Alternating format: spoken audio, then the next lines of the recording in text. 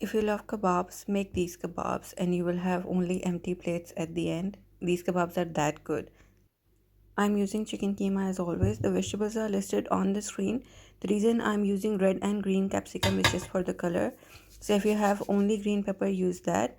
Add the spices listed on the screen. There are very less spices because the vegetables are enough to make the kebabs really good. And I don't use any binding agent in the kebabs like breadcrumbs or anything like that because the keema has no water in it. So if you're using very fine keema with no water in it or moisture, the kebabs will not break. Take some olive oil. You can air fry the kebabs or bake them as well, but I just fried them in a pan for a change today. Once the kebabs are fried, take them out of the pan, and I'm going to use the same pan and the same oil because this has a lot of flavor in it. Then I'm going to fry some green onions and garlic for very less time and add the tomatoes and only three spices, which is salt, paprika and black pepper.